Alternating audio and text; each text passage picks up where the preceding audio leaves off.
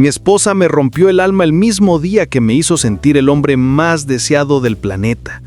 Fue la traición más sucia de mi vida. Me llamo Raúl. Mi vida nunca fue una novela suave. Fue campo de batalla.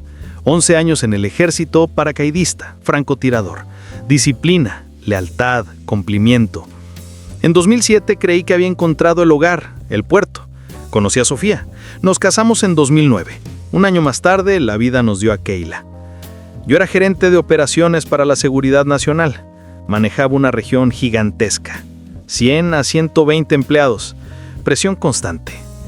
Pero esa presión era un juego de niños comparada con el parto de Sofía.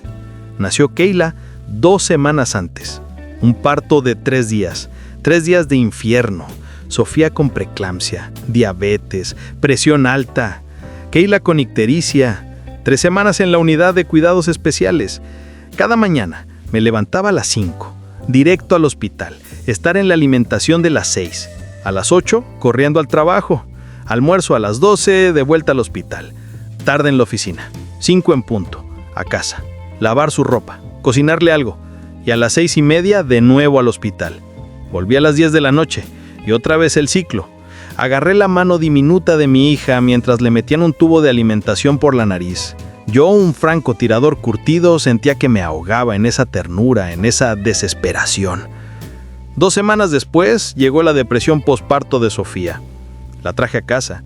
2 semanas de vacaciones, asumí todas las tomas nocturnas. Ella se extraía la leche, yo la alimentaba. Quería que durmiera, quería que se curara. Cuando volví al trabajo, no paré. Me escapaba a casa a mediodía para hacer la limpieza, preparar su almuerzo, lo que fuera para ayudarla. Mejoró, por un tiempo. Luego, a los 2 años de Keila, otro golpe. La madre de Sofía, Lina, tuvo un infarto. Sofía se hundió en una depresión más oscura, más profunda. Nada de lo que hacía funcionaba. Desesperado, le ofrecí mudarnos, irnos de mi gente, de mi ciudad, 800 kilómetros lejos, cerca de su familia. Me dijo que sí, fue la decisión más estúpida y ruinosa de mi vida. Renuncié a mi puesto, vendí, compré la nueva casa, cerca de sus padres. Y ahí la primera puñalada. Nadie de su familia se acercó a vernos ni un café, ni una bienvenida. Nadie. Pronto entendí por qué Sofía quería estar lejos. Toda su familia, Lina, su padre, su hermano, la trataban como a un trapo. Burlas constantes, la llamaban gorda, insultaban sus ideas, su aspecto. Un maltrato diario. Yo no podía quedarme callado. Mi esposa era mi honor. Insultarle era insultarme. Me metí en cada pelea, pero al defenderla, la perdía. Siempre acababa peleando contra toda su familia y contra Sofía. Ella me gritaba que la dejara, que no era mi problema. 6 meses de este infierno. Un día, conduciendo a casa, se lo dije. No vuelvo a esa casa, se acabó. Una semana después, se hundió. Otra vez. Sin mi defensa, no sabía cómo funcionar. No sabía qué hacer por ella. Le sugerí que saliera, que se reencontrara con sus viejas amigas, los viernes. Ese fue mi segundo gran error. Esas noches empezaban en casa de Lina, con unos tragos. Luego se iban al centro. Yo no sabía el juego.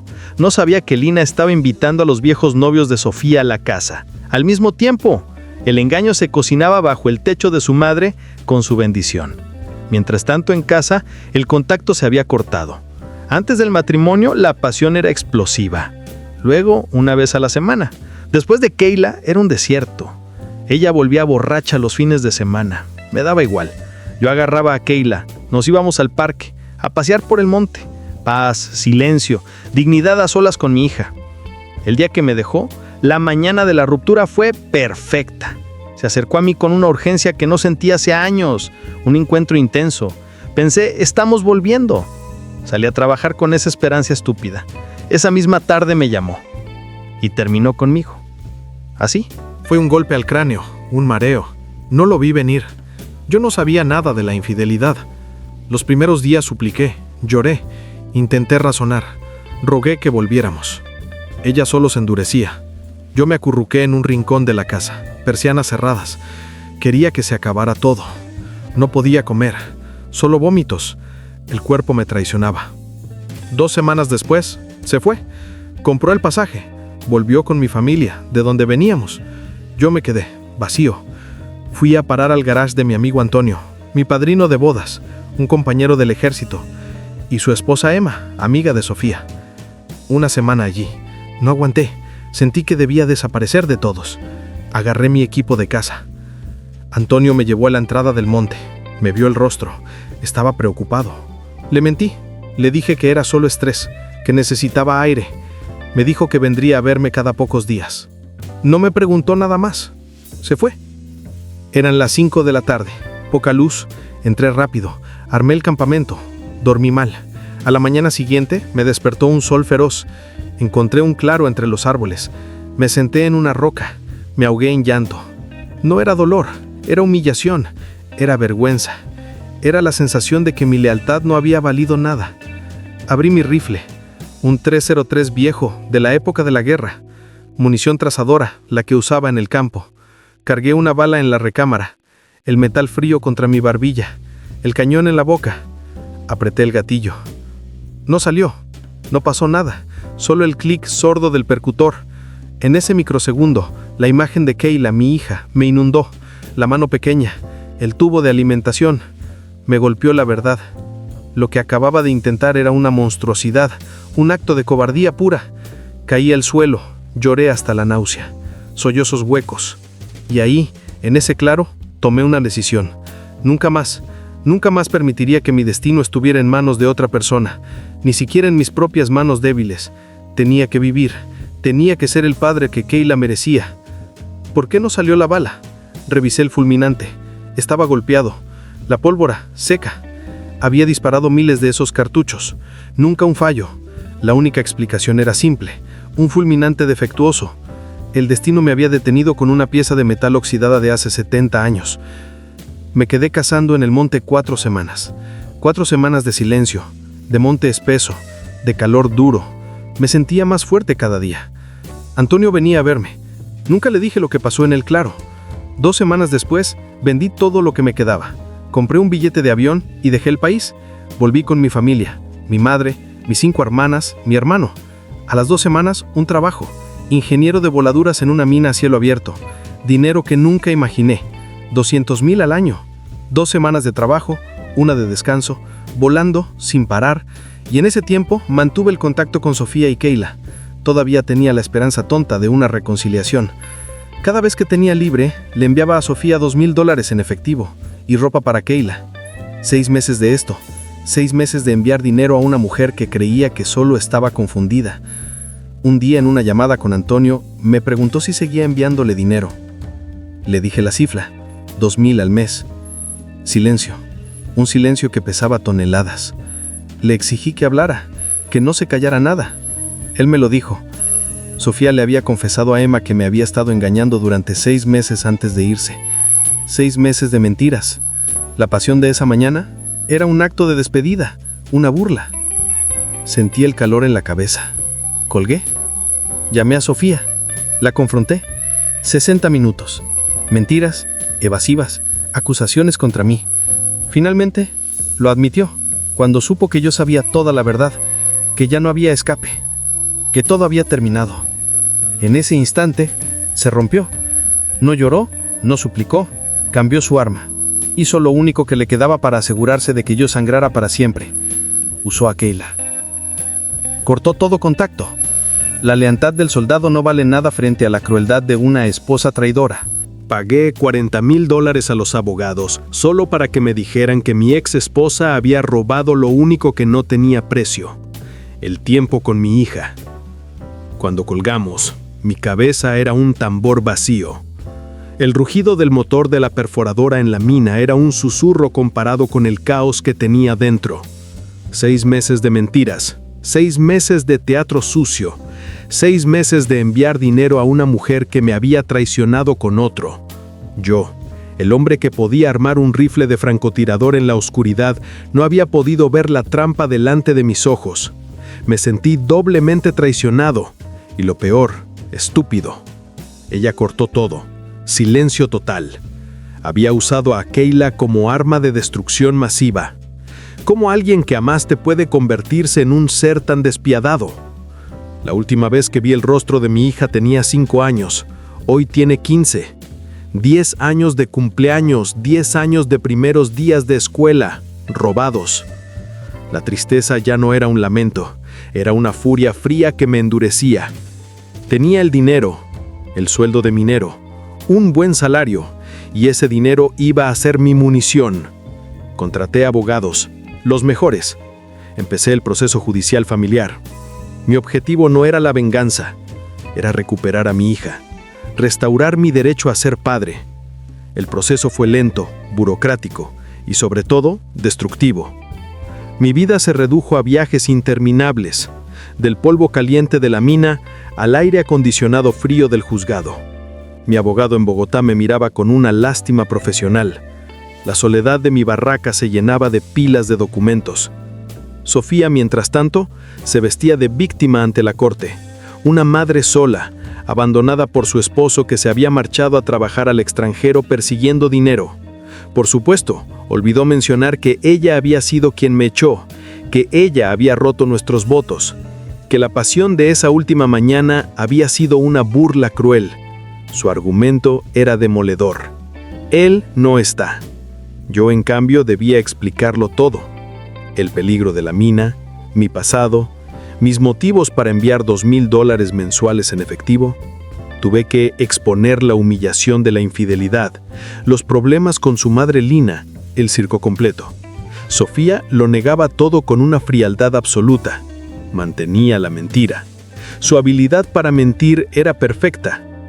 10 meses. 10 meses de batallas. Audiencias virtuales desde el remoto campamento minero. Noches sin dormir y el dinero se fue. $40,000 se esfumaron. $40,000 solo para que un juez me dijera algo obvio, que yo era el padre y tenía derechos. Gané el caso. El juez falló a mi favor. Se restablecieron mis derechos de contacto. La orden judicial era clara. Sofía debía cooperar. Mi abogado me dijo: Raúl, la batalla de papel terminó.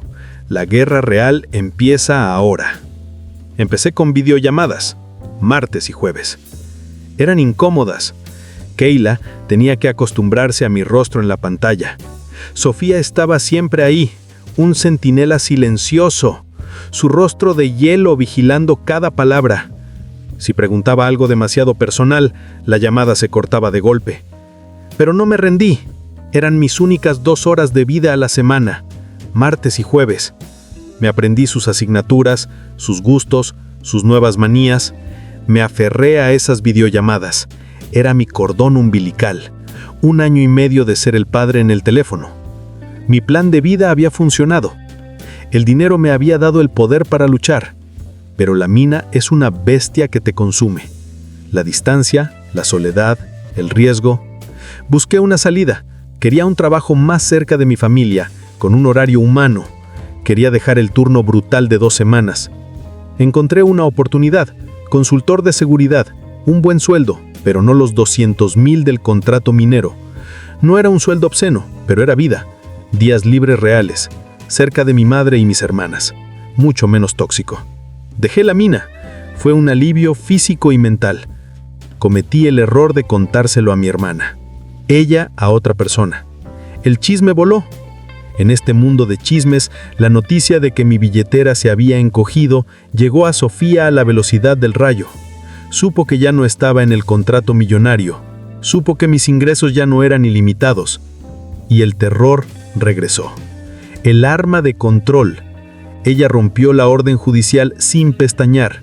Cortó todo contacto de nuevo. Martes a las 7. Llamé. Silencio. Jueves. Silencio. Le envié correos electrónicos. Ninguna respuesta. Llamé a su madre Lina. Me dijo que Sofía y Keila se habían mudado a otra ciudad.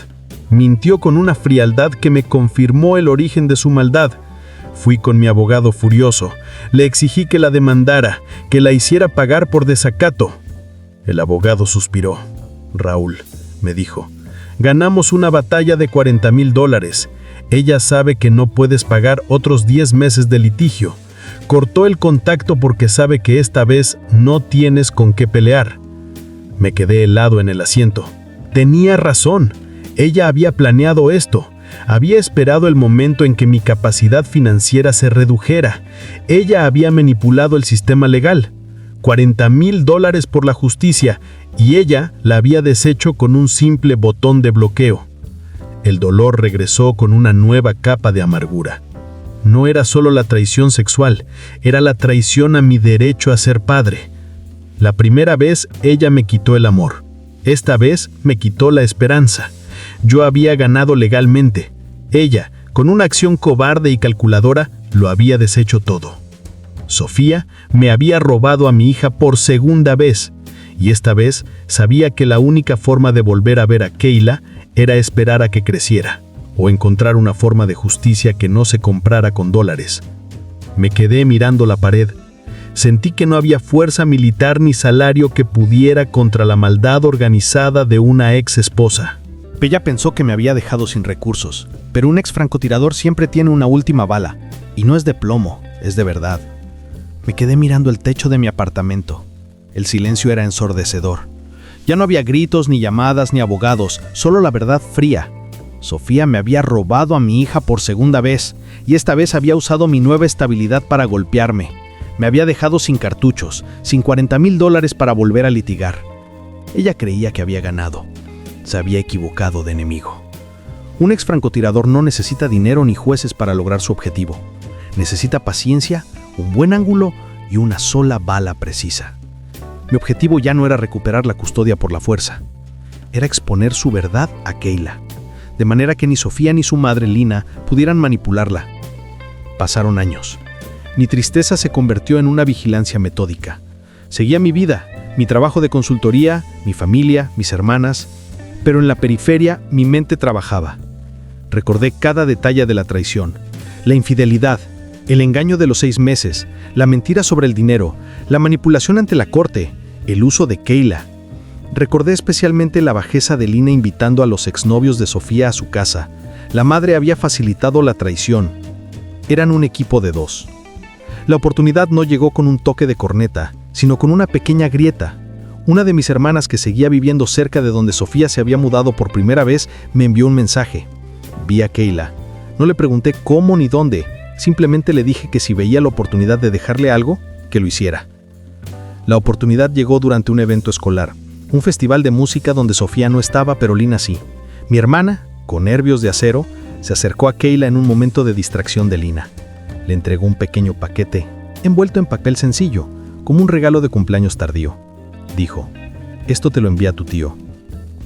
El paquete contenía una memoria USB, oculta dentro de una carcasa de un antiguo reloj militar, un modelo que yo usaba en el ejército, un símbolo que solo ella recordaría de mis historias. Era la bala de la verdad. Yo había pasado meses recolectando y organizando todo. El disco contenía una línea de tiempo infalible. No eran gritos ni emociones, eran hechos.